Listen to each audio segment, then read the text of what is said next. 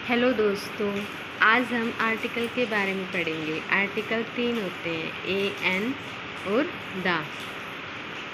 Article शुरू करने से पहले हमें वोवल और कॉन्सोनेंट के बारे में पता होना चाहिए, क्योंकि इन्हीं की हेल्प से हम आर्टिकल करते हैं।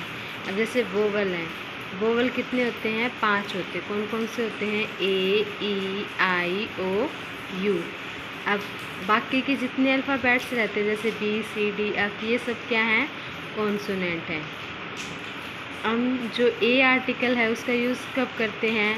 If the sound begins with a consonant sounds we use a before it.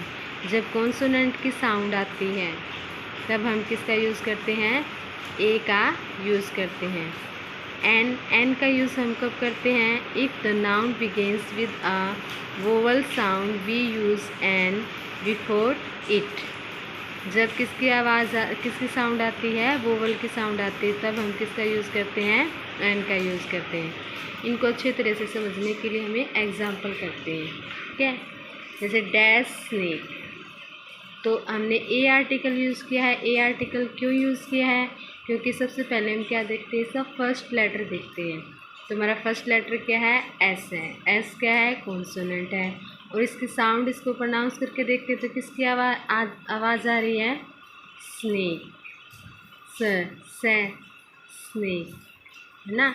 तो स्नेक स हिंदी के व्यंजन की आवाज़ आ रही है, तो हम यहाँ पे क्या लगाएंगे? ए लगाएंगे। ऐसे ही ट्री है, तो ट्री का फर्स्ट लेटर क्या है? टी। टी क्या है? कॉन्सोनेंट है।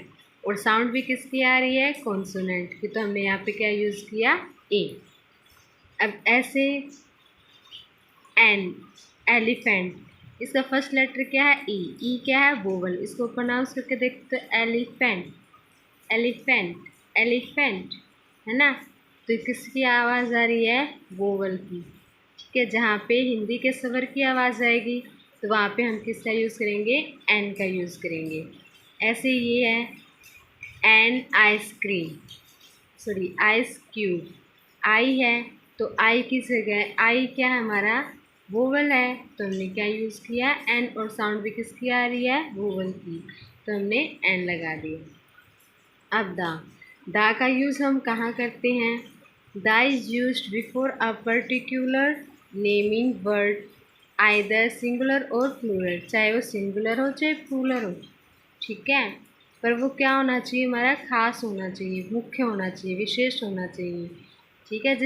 जैसे कोई चीज़ स्थायी सत्य है, जैसे अब सूरज है, तो सूरज पूर्व दिशा में उगता है और पश्चिम में छिपता है ना। तो ये चीज़ बदल नहीं सकते, तो वहाँ पे हम किसका यूज़ करेंगे? दा का यूज़ करेंगे, ठीक है। अब ये हम एग्जाम्पल के थ्रू समझते हैं। जैसे dash Ganga is a Holi river, तो अब दा लगा रहे हैं हम। दा क्यों लगाया हमने? क्योंकि गंगा, गंगा एक क्या है? धार्मिक नदी है। तो गंगा एक ही है, गंगा और कोई गंगा नहीं है, तो ये पर्टिकुलर वो हो गई, नेमिंग हो गया। तो हमने यहाँ पे क्या यूज़ किया? द यूज़ किया। अब ऐसे ही है dash sunrise in dash east, तो जो सूरज है वो कौन सी दिशा में उगता है? ईस्ट, है ना। तो कोई भी डायरेक्शन हो, ठीक है, कोई भी दिशा होगी, तब भी हम क्या लगाएंगे? द का यूज़ करेंगे। अब जैसे सन, तो क्या यूज़ करेंगे हम? यहाँ पे the sun rise in the east. ऐसे ही अब है dash Taj Mahal a beautiful building, तो जो ताजमहल है वो एक ही है और बहुत ही सुंदर है वो, तो हम यहाँ पे क्या लगाएंगे? The Taj Mahal a beautiful building. Thank you and subscribe my channel and like.